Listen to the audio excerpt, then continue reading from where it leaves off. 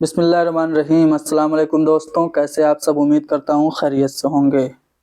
आज यानी कि 14 दिसंबर सन 2024 को सीटेट का पेपर हुआ है। उसके पेपर 2 की पहली ज़बान की आंसर की हम डिस्कस करने जा रहे हैं। ये पैसेज इसे पढ़ लेते हैं, फिर इससे मुतल्लिक सवालों के जवाब देंगे। कहा जा रहा है कि पहले सफ़र के बाद मैंने पक्का इरादा कर लिया था कि अब कभी सफ़र का नाम ना लूँगा और आराम से बगदाद में ज़िंदगी गुजारूँगा। कुछ महीने इसी तरह गुजरे, फिर मैं ज़िंदगी से उकता गया। एक दिन शहर से अच्छी-अच्छी चीज़ें खरीद कर जहाज़ पर सवार हो गया। मेरे साथ दूसरे सौदागर भी थे। हम कई दिन तक समंदर में सफ़र करते रहे। वहाँ अगर कोई अजीबो-गरीब चीज़ मिल जाती तो उसे सस्ते दामों में खरीदते और दूसरे शहर में उसकी भारी कीमत वसूल करते। इस तरह मुझे और मेरे साथियों को इस सफ़र में बहुत मुनाफा हुआ। ये पैसेज है। अब इससे मुतल्लिक सवालों को जल्दी से हल कर लेते हैं। दूसरे शहर में जाकर चीज़ों की कैसी कीमत वसूल करते थे? तो सस्ते दामों में खरीदते थे और भारी कीमत वसूल करते थे। चौथा वाला ऑप्शन करेक्ट होगा। दाम की जमा क्या हो जाएगी?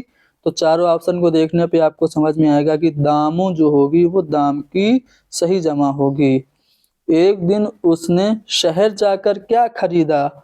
तो अच्छी-अच्छी चीज़ें खरीदी और जहाज़ पे सवार हो गया। मुसन्निफ़ और उसके साथियों ने उस सफ़र में क्या मिला? तो उस सफ़र में चूँकि सस्ती चीज़ें खरीदते थे और भारी दामों में बेच देते थे, तो उनको बहुत मुनाफ़ा मिला। समंदर में सफ़र करते हुए अजीबो-गरीब चीज़ मिल जाती तो उसे कैसे दामों में खरीदते थे? तो सस्ते दामों में वो खरीदते थे। क्वेश्चन नंबर 96, सफ़र में उसके साथ कौन थे? तो दूसरे सौदागर भी उसके साथ सफ़र में थे। मुनाफ़ा का मुतज़ाद नुकसान हो जाएगा। ठीक है? कुछ दिन के बाद मुसन्निफ़ को कैसा लगा? वो ज़िंदगी से उकता गया था। पैसेज में ये बात लिखी गई। पहले सफ़र के बाद मुसन्निफ़ ने पक्का इरादा क्या कर लिया था? कभी सफ़र नहीं करूँगा, ये पक्का इरादा कर लिया था, लेकिन बाद में उसने सफ़र किया। अब यहाँ पे एक शेरी हिस्सा है, नज़्म है, इसे पढ़ते हैं, फिर इससे मुतल्लिक सवालों का जवाब हम देंगे। माँ-बाप और उस्ताद सब हैं खुदा की रहमत, हैं रोक-टोक उनकी हक़ में खुदा की नेमत, कड़वी नसीहतों में उनकी भरा है अमृत, चाहो अगर बड़ाई कहना बड़ों का मानो। अगले बंद में कहा जा रहा है कि माँ बाप का अजीजो माना न जिसने कहना, दुश्वार है जहाँ में इज्जत से उसका रहना, डर है पड़े न सदमा जिल्लत का उसको सहना। ये जिल्लत आपको याद रखना है। दुनिया में की जिन्होंने माँ बाप की अतात, दुनिया में पाई इज्जत उक़बा में पाई राहत, माँ बाप की अतात दो जहां की दौलत, यानी माँ बाप की अतात क्या है? दो जहां की दौलत है। अब यहाँ से सवालों को देखते हैं। डर है पड़े न सदमा, डैश का उसको सहना, किसका? जिल्लत का उसको सदमा न सहना पड़े। शायर ने माँ बाप और उस्ताद को क्या कहा है? खुदा की रहमत कहा है। नेमत की जमा क्या होगी? नेमतों हो जाएगी। और शायर के नज़दीक माँ बाप की इताअत करते हैं, उन्हें क्या मिलता है? दो जहां की दौलत मिलती है। क्वेश्चन नंबर 104 में पूछा जा रहा है कि शायर के नज़दीक माँ बाप की नसीहतों में क्या भरा हुआ है? तो अमृत भरा हुआ है। और पैसेज के आखिरी सवाल में यह पूछा जा रहा है कि शायर के नज़दीक माँ बाप का कहना ना मानने से क्या होगा? तो दुनिया में इज्जत से रहना दुश्वार हो जाएगा। दूसरा वाला ऑप्शन करेक्ट होगा। अब हम यहाँ से पेडागोजी के सवालात को हल करते हैं। बड़े ध्यान से देखिएगा। मवाद के मुस्तनद होने का मतलब क्या है? मवाद जो बच्चे अपने घर से लाते हैं वो मुस्तनद होता है? जी नहीं। उस्ताद के जरिए अपने क्लास के लिए जो तैयार हो, क्या वो मुस्तनद मवाद होता है? जी नहीं। जिम्मेदार लोग जो तैयार करे वो मवाद मुस्तनद होता है? जी नहीं। असल जिंदगी से, रियल लाइफ से जो टेस्ट उठाया जाए, असल जिंदगी से लेकर के जो मवाद तैयार किया जाए वो होता है मुस्तनद मवाद। तो चौथा वाला ऑप्शन करेक्ट होगा।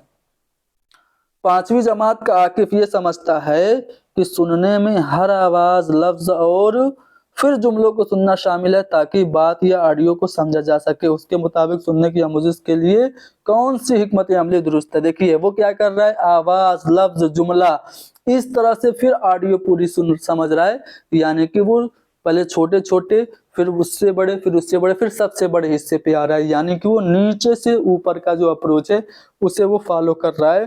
तो नीचे से ऊपर का जो तरीका है, डाउन अप अप्रोच जो है, वो तरीका उसके लिए दुरुस्त होगा। तीसरा वाला ऑप्शन करेक्ट है। जबान के आमोजिश में कुल महारत क्या है? यह समझना कि तमाम इंसानों के पास कई जबानों का निज़ाम है। जी नहीं, जबान को एक निज़ाम अमल की हैसियत से समझना और इतलाक करना। जी हाँ, language is a systematic process. यहाँ पे तर्जुमे में गड़बड़ी है, लेकिन दूसरा वाला ऑप्शन ही सही है कि लैंग्वेज को एक सिस्टमेटिक प्रोसेस समझना और उसको अप्लाई करना, ये जबान की आमोजिश में कुल महारत है। तो दूसरा वाला ऑप्शन करेक्ट होगा। यहाँ पर कुछ मतन या बयानात दिए जा रहे हैं, मालूम कीजिए कि ये मतन जबान की मखसूस किस्म की नुमाइंदगी कर रहा है। यानी कि ये पैसेज पढ़ के बताना है कि ये कौन सी जबान की किस्म है। पैसेज क्या है कि दस्तूर हिंद के मुताबिक हर इंसान बराबर है। इसका मतलब है कि मुल्क का हर शहरी, मर्दो जन, मजहब, अकीदा, इलाका, खित्ता, तालीम और माशी पस मंजर से कतई नज़र सब बराबर हैं। इसका मतलब ये नहीं है कि समाज में आदमी मसावात नहीं है, हाँ ये मौजूद है, लेकिन जमहूरी हिंदुस्तान में हर एक की बराबरी का उसूल तस्लीम किया जाता है। तो ये जो लैंग्वेज की किस्म है ये समाजियाती ज़बान है, सोशल लैंग्वेज की ये किस्म है। तीसरा वाला ऑप्शन करेक्ट होगा। क्वेश्चन नंबर 110 में पूछा जा रहा है कि छठी जमात का उस्ताद साबिका मालूमात और पढ़े हुए मतन के तजर्बात से मरबूत करने के लिए मश्क सरगर्मी देता है, लेकिन मतन पढ़ाने से पहले आमोजगारों को वो तस्वीरें देखने के लिए कहता है जो मतन के हवाले से बनी है। यानी कि जो पैसेज पढ़ाना है उससे मुताल्लिक तस्वीरें पहले बच्चों को टीचर दिखा रहा है। तो वो क्या करने की कोशिश कर रहा है, तस्वीरों को वो समझा रहा है, तस्वीरों के जरिए कहानी को विजुअलाइज कर रहा है, या फिर तस्वीरों की तहसीन कर रहा है, या फिर पढ़ने वाले मतन के बारे में वो पेश गोई कर रहा है। तो यहाँ पे मुझे तो लगता है कि वो जो पैसेज पढ़ना है उसके बारे में बच्चों को गेस करने के लिए, पेशगोई करने के लिए वो तस्वीरें दिखा रहा है। तो चौथा वाला ऑप्शन करेक्ट होगा। आमोजगारों की आमोजिश का मुस्तकिल रिकॉर्ड रखना, यानी बच्चों की लर्निंग से रिलेटेड फोल्डर बना देना जिससे बच्चों का इवेल्युएशन करना, वो होता है पोर्टफोलियो इवेल्युएशन। तो यहाँ पे पोर्टफोलियो सही जवाब होगा। वसूली महारत यानी रिसीप्टिव लैंग्वेज स्किल कौन सी है? तो जब आप सुनते हैं और पढ़ते हैं तो जानकारियों को वसूल करते हैं, रिसीव करते हैं, तो सुनना और पढ़ना वसूली महारत है। बहुत से हिंदुस्तानी जो बाहर मुल्कों में नौकरी के लिए जाते हैं वहाँ की ज़बान सीखते हैं, तो इस तरगीब को, इस मोटिवेशन को क्या कहते हैं? इंसिंट्रिक मोटिवेशन, इंजमामी तरगीब कहते हैं। यानी कि तीसरा वाला ऑप्शन करेक्ट होगा। क्लासिकल लैंग्वेज कौन सी नहीं है? देखिए तेलुगु, संस्कृत और तमिल, ये तीनों तो क्लासिकल लैंग्वेज हैं। हिंदी हमारी जदीद ज़बान है, तो इसलिए हमारा जो ऑप्शन पहला होगा करेक्ट हो जाएगा।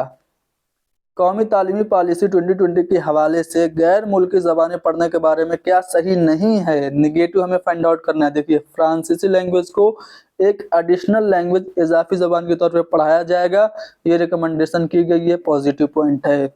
सानवी सतह पर सेकेंडरी लेवल पर एक इजाफी मुतबादिल के तौर पर गैर मुल्की ज़बानों को पढ़ना है, ये बात भी सही है।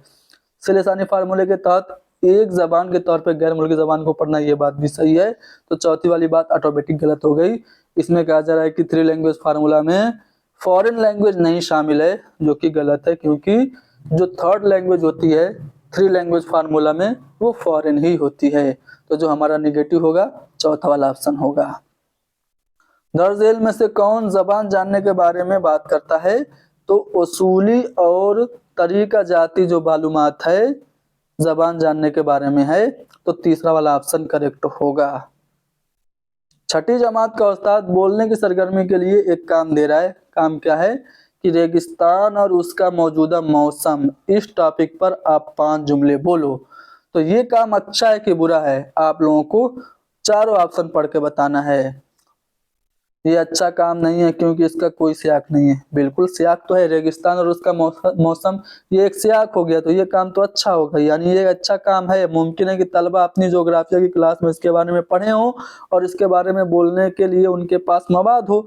तो बिल्कुल अगर आप रेगिस्तान पे 5 जुमले बच्चों से बोलने के लिए कह रहे हैं तो ये एक अच्छा काम हो सकता है। दूसरा वाला ऑप्शन करेक्ट होगा। दर्ज झेल में से कौन सा बयान जबान की एक बोली के बारे में सही है? देखिए मुझे लगता है इसमें मिस प्रिंट है।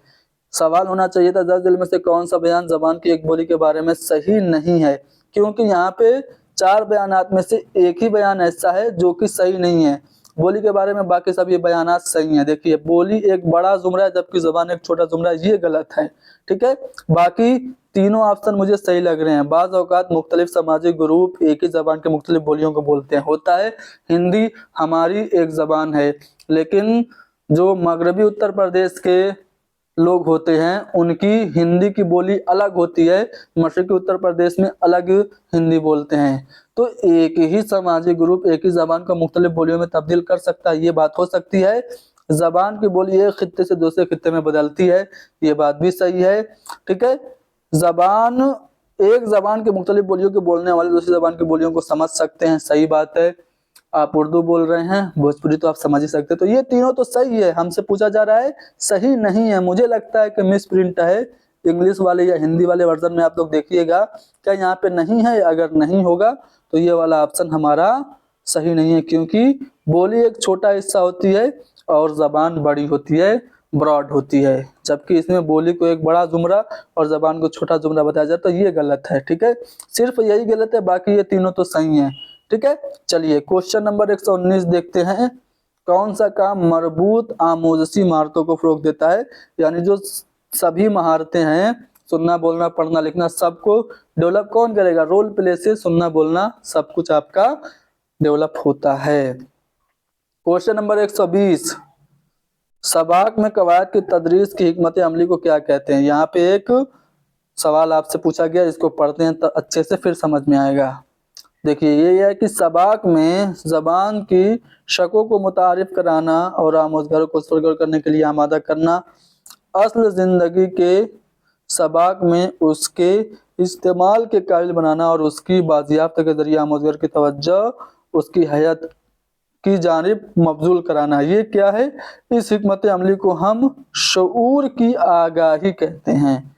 ठीक है, शऊर की आगाही, यहाँ पे हमारा जो पहला वाला ऑप्शन है वो करेक्ट होगा। ठीक है, उम्मीद है कि ये आंसर की आप लोगों को समझ में आ गई होगी। बाकी जो दूसरा हिस्सा है उसको हम बहुत जल्द अपलोड करने वाले हैं। आप लोग इस आंसर की को लाइक कीजिए, शेयर कीजिए, हैदरी स्टडी पॉइंट को सब्सक्राइब कीजिए।